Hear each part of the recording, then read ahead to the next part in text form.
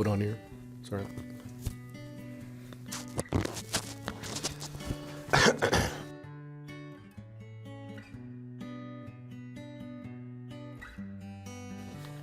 Hi, my name is Eric Petty, and I am the host of Speaking Of. It's a podcast at the University of St. Francis.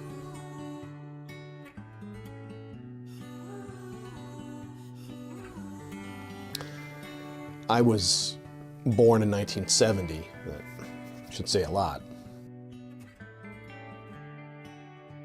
And my first real experience was Puff the Magic Dragon.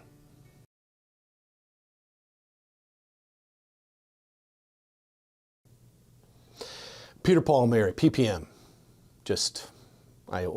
It drove my dad crazy. I had that turntable on every single hour of every day, listening to that song, and my dad thought I was nuts. And then, of course, it goes further than that. You know, it's Anne Murray, of course, comes up next. Trini Lopez. I listened to Lemon Tree so many times.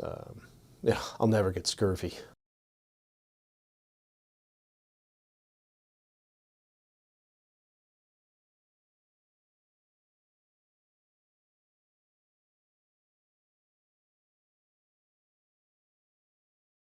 Of course, by the time I worked through Roger Whittaker and Zamfir, Master of the Pan Flute, whatever that is, by the time I got through that, of course, I was a teenager, and it was John Denver time.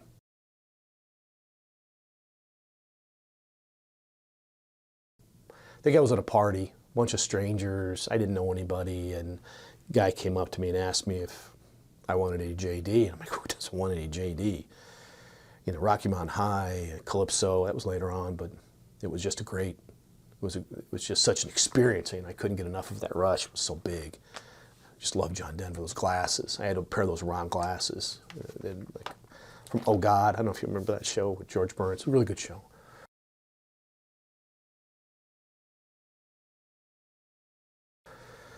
Then the 80s roll around, and it was that Euro pop synth stuff that came in, ABC, Human League, Spandau Ballet, True. Rick Astley, I'm never going to give you up, Rick. I'm just not going to do it. My mind was set, right?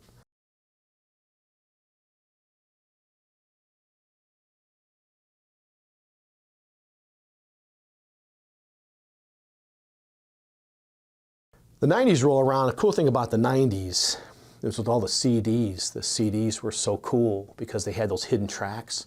You know, like Sarah McLachlan had a hidden track on Fumbling Towards Ecstasy. It was great. Counting Crows did it all the time, had a hidden track. It was like 30, 40 seconds at the end of something or whatever. It was really cool. Hidden tracks are just hidden tracks.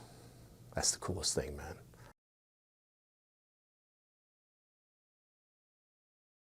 The 90s had that grunge movement, which I think was okay, Nirvana and Pearl Jam and some of those kind of stuff. I was Soundgarden a little bit. That Seattle sound was so much different than anything else out there. You know, they had that movie Singles. I think it was a Cameron Crowe movie. A couple other shows that came out around that same time, and there was one genre that I just couldn't do. I don't care what happened. It was butt rock.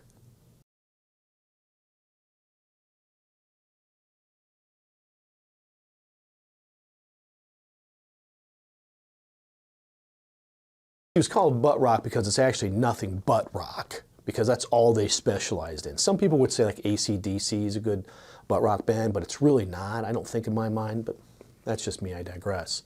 I'm talking about like Creed, Nickelback, Breaking Benjamin. I'm not sure what that is, never really heard of them. They came in and they did different kinds of songs, but it was more or less a driving, thumping, and cut off your sleeves on a flannel shirt, have your hat on backwards, some sort of mesh hat, like a trucker hat, whatever, and just singing this indecipherable language that only you and a couple of fans that are sitting on the front row could listen and hear. I don't know, and I just could never do it. I was never ever gonna do butt rock. just no matter how you look at it.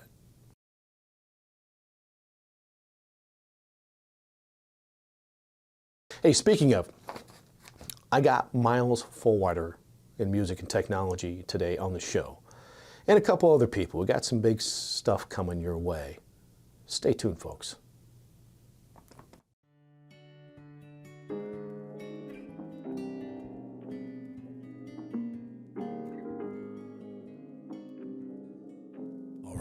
All right.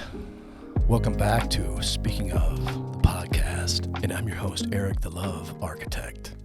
We get on the show today the Ayatollah of a rock and roller, the Funkmeister General, the imperial oligarch of jazz fusion, Mr. Miles Fulwider. Thank you. And I, of course, am your host, Eric Petty, also known as You Got a Face for Radio.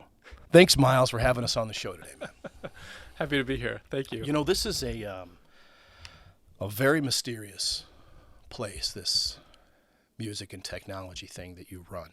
I think it's a facade, a front for some other business, I think.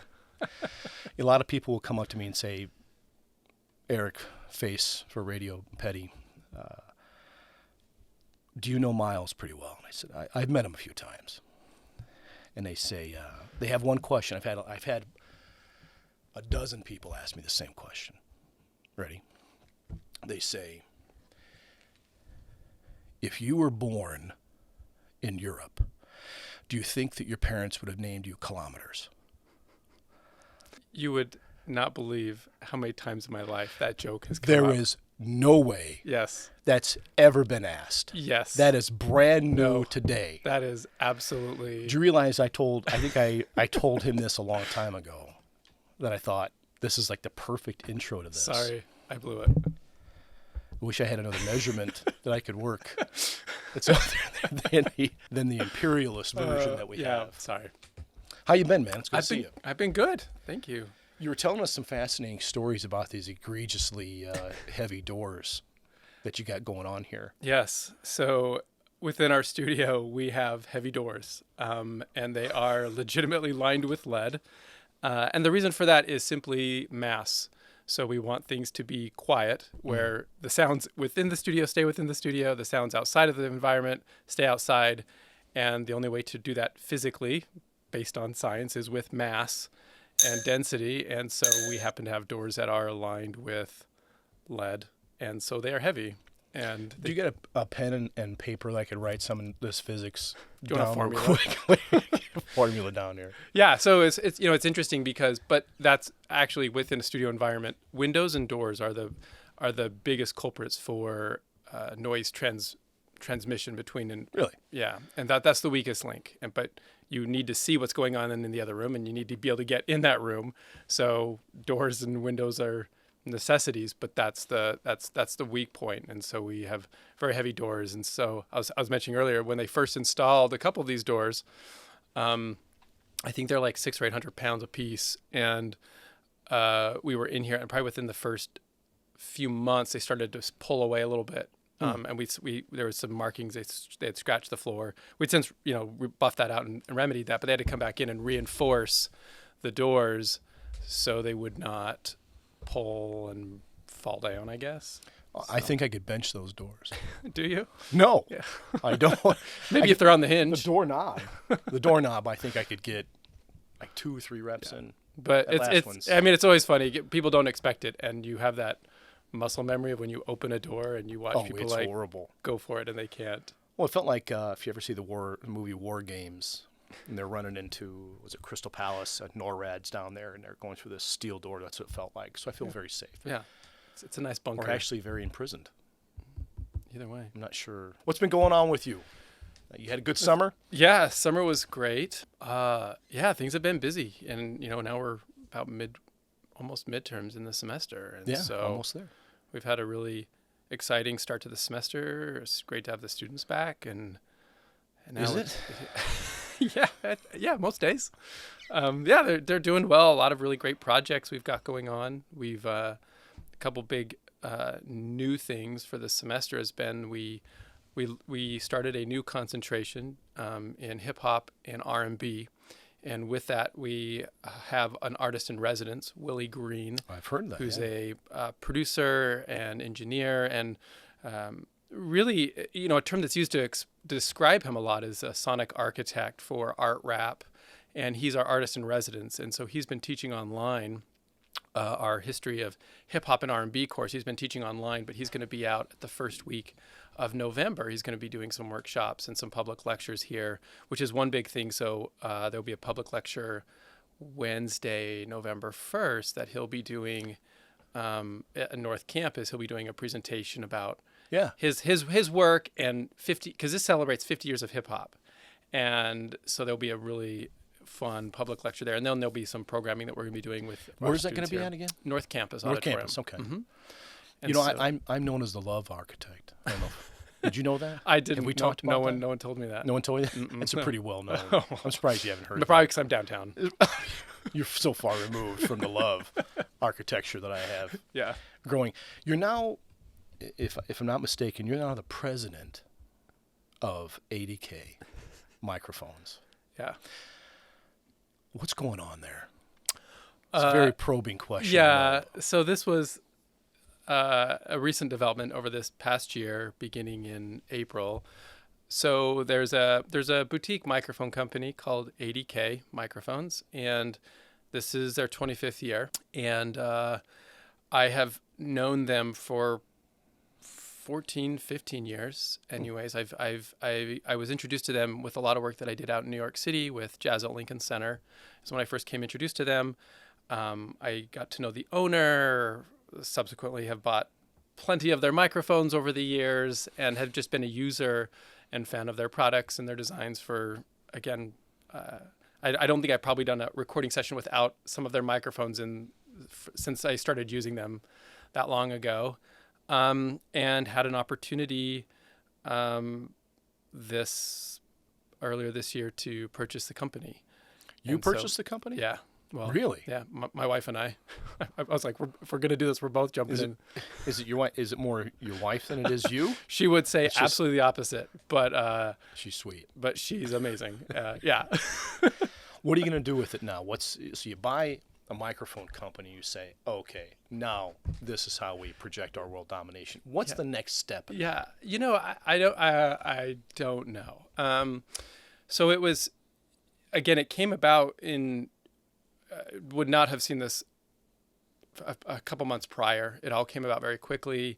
I'm very excited and happy to be part of something like this. Kind of where it goes next is that really trying to present the brand in kind of preparing it for what is the new generation of audio professionals and things. There's a very incredible list of endorsers and things like this. It's so it's a great camp to become involved in. It's not like there's the heavy lifting of trying to convince people that it's a quality product or things like this. But the exciting thing is we have some products and some designs of some things that are going to be really exciting. Yeah. Over the next the next year and 2 years that we're going to be bringing out that are some areas of interest for me as well, and research and things like that we're going to be going into some new territory there, which will be really exciting. My wife works at Sweetwater. Oh. She's a director in there now. And I think she thinks she's better than me, which she is. But we're going to edit that out, John. And she said, Steve Miller's was in there cutting an album this last week. Mm-hmm. I said, it's pretty cool. Now, he didn't call me. I was not happy. He didn't call the love architect. He didn't call the love architect, Miles, and say, or can I call you kilometers? Either way. Thank you. Yeah, it's kind of the same. I think they're widely different, but whatever. But he was in there just doing that here locally. That's a pretty amazing thing to have a pretty well-known and tremendous artist coming into something in Fort Wayne, Indiana, that's so close by. It seems like this is becoming more of a music hub as it continues to grow. And like you're talking about, supporting the local talent and this next generation coming up. Are you seeing a lot with the students as well, this this idea of next steps? Yeah, we do. I think the thing where it's a little interesting is that certainly, I mean, we moved to Fort Wayne in 2016, and of course that was an exciting time because the university had opened up the downtown campus. We'd opened up this facility downtown, and so since then, just the development and the focus on being a music hub and those centers. And all the key players. You have Sweetwater, you have the Clyde Theater. There's a lot of things within the state with music and visual arts and all different kinds of things that are just cycling through this area. And I think it's a very much a shared vision. And so it's interesting where there's all of these great things that are happening. And I think students kind of fall into two camps, honestly. They fall into the one camp of really enthusiastic and seeing what's going on and being excited about that. But then you also have the students that and it's fair and it's good that they're not concerned about what's happening here in their own environment. They're ready to move out to wherever the next thing is. Well, that's good. Yeah. And so I bet their parents are glad to yeah, I hear would assume that so. too. Yeah. And so so students some students are very cognizant of all the things that are happening in the developments and are very much aware of what they're hearing and seeing. Others are not. And I think that, again, I don't think that's necessarily a problem. I think that they're very much focused on other geographically known, music hubs or other types of things that are more aligning with what their desires are. But I think it's when you stop and take inventory of what's going on around here, it's remarkable. You guys cut an album here pre-pandemic when everything kind of went down. You guys actually cut an album through here. Who was the artist that did that? Do you remember that? We've cut a lot of records. I'm trying to think. I'm sorry. You have? Yeah. More than one? I didn't know that. Yeah. How many? Like, are we Two? talking about like student projects or like me personally or? No, like, here there was like an acoustic album or a country album that came Oh, through here. there was the Little Billman. Is that the one? Is that the one it It was? was a rock, kind of a rock Americana record. Could be. I'll go with what you say. So there's been a handful. Really? Yeah. I thought there was only the one that came through here. It was pre-pandemic, and then everything kind of went haywire after that. I mean, there's been a number of things that have happened. So yeah, it's kind of funny because there's kind of the time in the entertainment industry pre-pandemic and then post-pandemic. But there's been a number of things that have happened. We started a student-run record label, and we had embarked on some very ambitious projects with that resulted in us working with the renowned producer and orchestrator and arranger Rob Mathis, who worked to produce with our students we selected an artist that would be the first artist signed to the Marble Lounge Records, which is our student-run record label. And that happened pre-pandemic, but they created an entire full-length album. And with that, we also made vinyl, and we had the graphic design students that were in creative arts. They were involved in the album art particularly with the vinyl.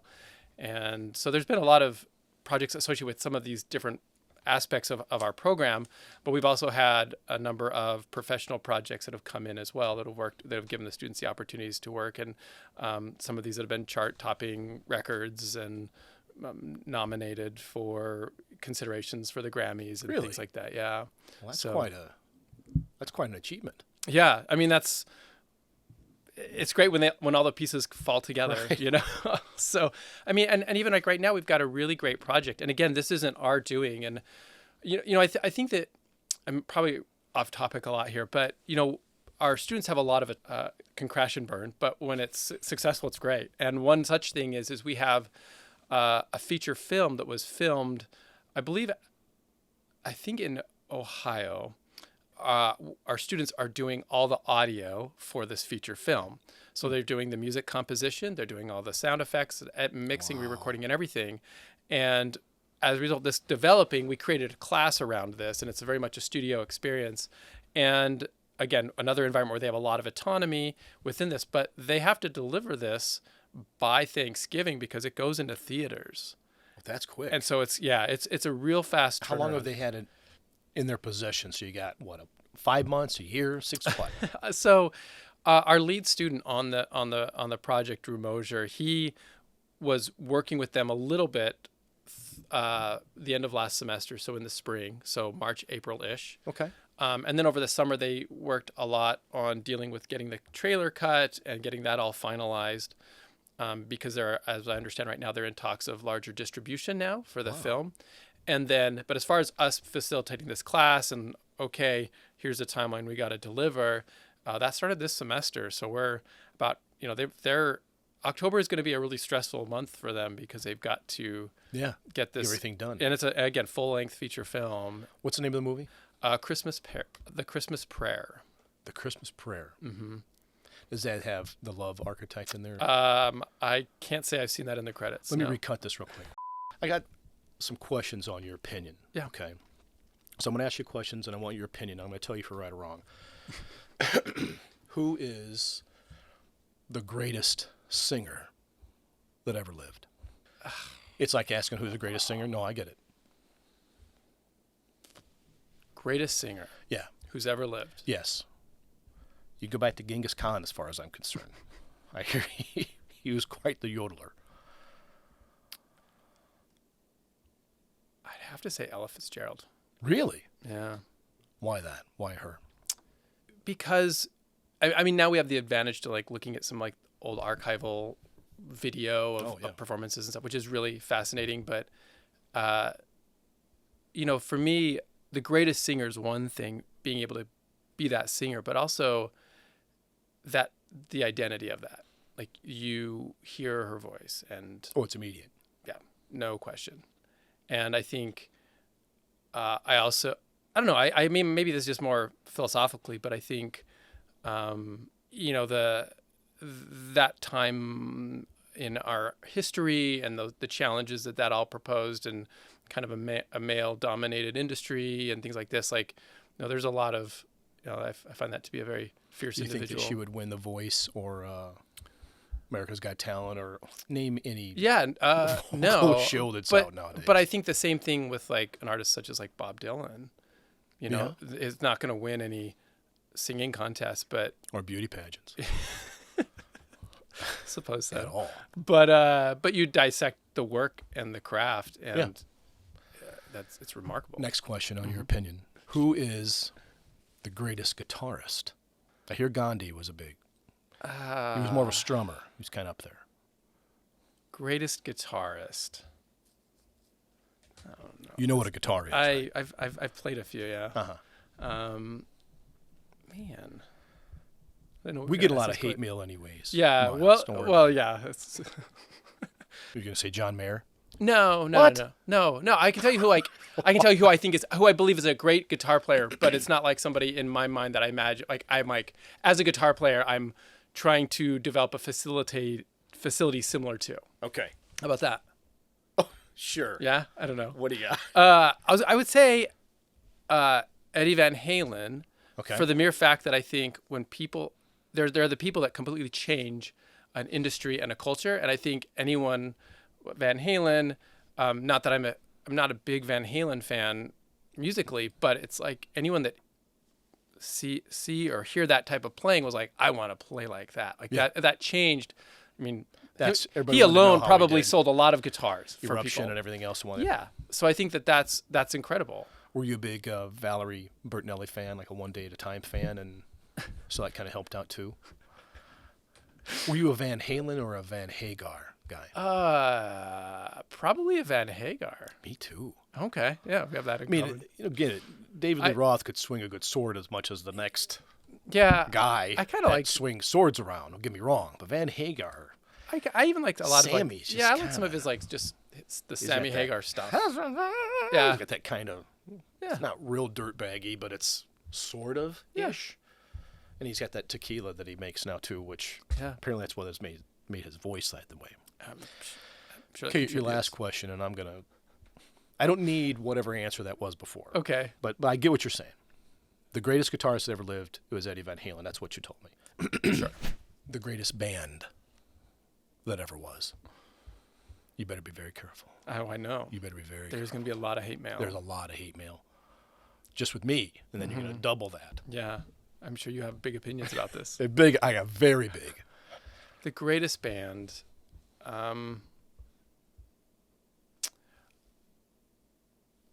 I would say Okay. I got two for you. You got two? Yeah. All right. Since you didn't want like a nice preamble before the answer, like I You had did to the give me last a... one.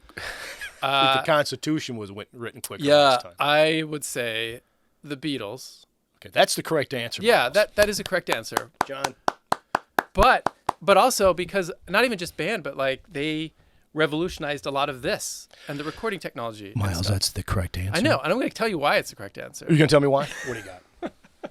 No, but the other, I would also say, but if you wanted to go even further back, somebody like Beethoven. The Monkees? Oh, I thought you were... No, because I mean, who was a total rock star and In his really- day. yeah, and completely, I mean, turned things on their heads and again revolutionized a movement and composition and all of that. So We're talking about a revolution. yeah, let's do it. See? That's a Beatles song. It just see that? I'm you aware. see? Yeah, it just keeps coming around. Segue the Beatles always somehow. You think Beethoven really talked like this, as they claim? No. He was Austrian, right? Yeah. Isn't that what they talk like in Austria? I prefer not to comment. I know. That's what I've heard. I think it was in a movie once. Was it Gary Oldman that did that in a movie, I think? Didn't he play Beethoven? Immortal Beloved or something like that? I do not know. I can't remember. John? Yes. The Peter Jackson directed one. And Paul McCartney comes in and just gets a song out of the middle of the blue. And It's so great to just see that process where like they're humming something and you're like, you know what that's Yeah, it's a gonna great be. song. Yeah, yeah, and they're just like, and just it's a great production, but see the amount of work that was to go through that material Yeah. to actually make that salvageable and heard and audible and things like that. Obviously, we have an affinity for that, but it shows you what goes into making something. yeah, It's some sort of a little bit of a vision, inspiration, and then grind it out yeah. until it's perfect. Yep. And I think the other thing that's interesting about that too, that show is that it shows a different dynamic about the band. Bands are interesting dynamics anyways. And with the Beatles and other groups, there's kind of a certain opinion about what people say the band reacted like, or, their interpersonal relationships and stuff like that. And I think that was a great piece that showcased more of what I understand, what I've heard to be more of actual I'd heard the relationships. George Martin was doing an interview a little while back. I don't know how long ago this is now. And he was talking about how the most important member of the Beatles was Ringo Starr. And I was a little bit flummoxed. And he let that sing in for a little bit of drama. Just like, he stifles, you're like, okay, I'm ready for the rest of this. That's just crazy. Why? And they said, well, Pete Best and Paul McCartney, I think, were either best friends or really, really good friends at the time before Pete Best had left. And we were originally creating a bunch of these new songs that they were trying to figure out new ways, and there was just a lot of agreement instead of challenge. And so when Pete Best left, Ringo Starr came in and he introduced everybody to a whole slew of new instruments. He wasn't a great drummer by any means. He's not setting the world on fire. But because he had the ability to do something a little bit different and disagree, it challenged the dynamic. And one guy that you would not think, that was the strangest one, I'd have said anybody else but Ringo Starr. Yeah. I wouldn't have thought about that. But that dynamic is really weird. And a guy who sat there and watched you as a producer. I got another quick story. I'm going to tell you one more. This is the audience at home. This is probably, only my mom's watching this thing. I think I told John this story a long time ago that my wife and I saw James Taylor at the Coliseum here. He was good. I don't know why people come here, but he did. And I don't know if he'd ever actually been here or not. And he said one of the greatest things in his life was that he was in a band when he was in his late teens, early 20s, that was traveling around the country that had a top 100 song. I mean, I've had like 10 top 100 songs. That's no biggie. And he came back home and as a failure, and his dad said, I want to give you some money, and I want you to go to England and talk to a guy, George Martin and Epstein, and they're starting up a new record company, and I want you to talk to him. So he walked in, and he goes, well, George Martin says, you're not talking to me, you're going to talk to a couple other friends of mine. So James Taylor walked in, and theirs audition was Paul McCartney and George Harrison. And you think, do you know what's on the line there? I mean, I don't know if James Taylor knew right at that moment that this guy's tell you that you're really good, you're in. And if they tell you you're really bad, hit the skids, yo. But as he's sitting there, he played a song, and it was Something in the Way She Moves. And it's a really great acoustic song. It's good finger picking or whatever. And George Harrison says, you know, I'm working on a song right now. Do you think I could use that? And he took that Something in the Way She Moves and put that as a something as well. And then James Taylor, I guess, played a little bit here and there on some of the early stuff, made his own album. It wasn't very successful. That Apple record company wasn't. That first one that he did wasn't all that successful. It's great songs on there. But can you imagine that? Yeah. Even something my wife and I saw Edwin McCain, my favorite guy, in Indy at the Vogue, and he was saying that he was hanging around in the Carolinas and doing a lot of work, and Hootie and the Blowfish got signed. I don't know if it was Universal, I think it was. And then they said, hey, we'll sign with you as long as you sign our buddy as well. And it was Edwin. That's 30 plus years ago now. Wow. Could you imagine having somebody go to bat for you, vie for you? Yeah. And have something really cool that you go, I owe these guys my whatever you need, you let me know. Because that set their lives in motion by a couple other things. What's the name of your band again, John? Calder the band. Calder? Yeah. The band? Calder the band. What do you specialize in? What's your genre? Kind of like indie acoustic rock, I would say. I mean, you've heard some of the stuff too. Something more in that vein. Like 10,000 Maniacs or Alanis Morissette, like angst. This is like an angsty, furiously mad at everybody kind of stuff. No, Probably a little more hopeful than angsty. really? Yeah. Is that the opposing side of angst, and then hope is on the other side of that? On the meter? Maybe. You go angster. What do you play, by the way? I do acoustic, and then I songwrite for the band, and then I've done some production and mixing on the record. Production and mixing and everything else. And what do you play, Miles? I play violin and guitar. Strings guy, Strings. not a piano guy. Not really, no. Your Chandler, who's one of your students, one of mine as well, plays a piano. Mm-hmm. And we have this extremely out-of-tone piece of crap, out-of-tune, crappy piano in A115 Roland Hall. And he get up to our first day of class, and he goes, anything special about you? And he came up and played a song. It was really out of tune, thinking it was a piano. But he did a good job. Came up there and played, and it was great to have that. Nice. What's next for the music tech? We can see, we had a cell phone used to be up there someplace getting some information here. We have a mixing board and a bunch of other stuff. What's next? If you said, okay, for the next 5 years in the music and technology department here, we're going to do this. We're going to provide this to students. What's next? So really, we are really leaning into, again, as I mentioned, the new hip hop and R&B concentration.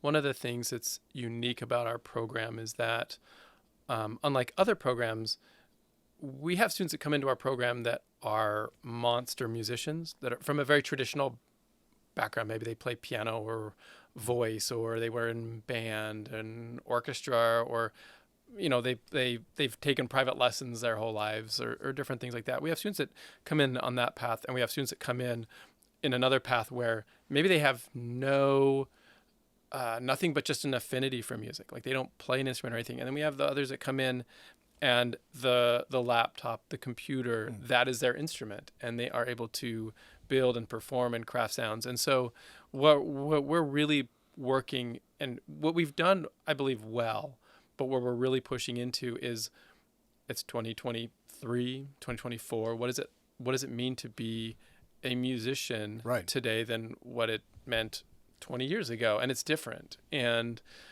you have people that have very viable performance careers, and they don't perform live. They do things online, and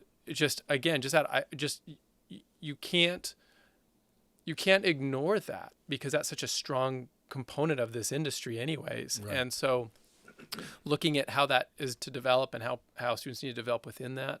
So we're really working at those different those different genres and styles, and particularly again, and I feel like I can say this as a classical musician, that there's in music education, there's kind of this model that you get and you fit in, and anything outside of that, whether it's contemporary music or there's just a struggle to make that all work.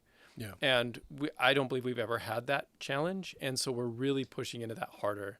So that's one aspect that we're really working to develop. And then the other thing that we've been doing for several years now, and it's been really interesting to see other areas in this region start to come online, is where we're doing things within immersive audio, 360 sound and things. Now technology has reached a point where we're making music in these formats as well. So we're able to put a listener in this type of sonic environment. And we've been doing this for several years now, but we're working in that even harder, where students are getting that experience, because that's going to be an area that they need to understand the technology and the workflows and the practices and the techniques to work within that and do that efficiently. But it's also the demand, and it's also a point of significant revenue for the media companies as well, whether it's an artist and music, whether it's for post-production and film and TV. And those are starting to converge and have some type of, again, even further down the road, there's going to be kind of an interactive experience there where a listener or a viewer gets to manipulate what they are hearing and how they're hearing it. And so this will, find its way into that technology as well. And so we're looking at that space for our students. Miles, the imperial oligarch of music and technology down here at the University of St. Francis. Thanks for your time today, man. Thank you. Appreciate it. And you too, John. Stay tuned, folks.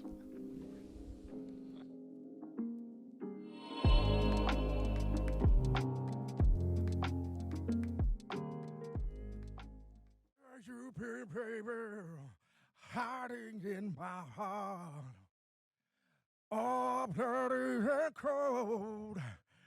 Should have known from the start.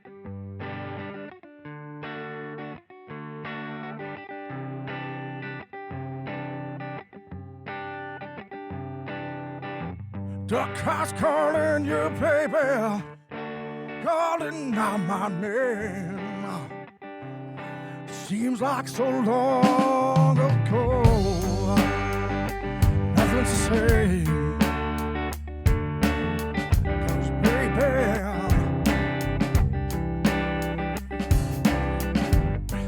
without you I'm down, without you I'm alive, without you I'm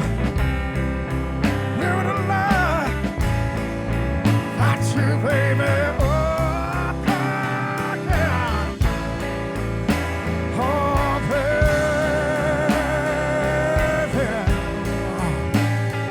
seems like I'm alive.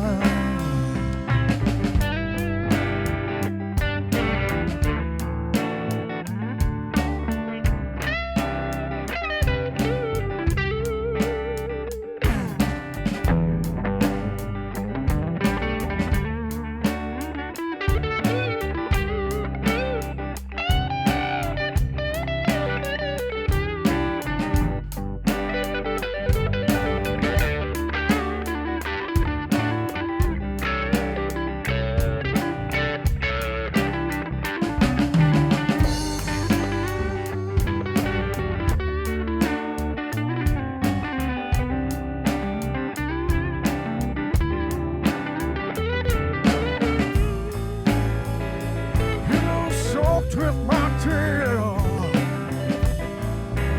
all of my words.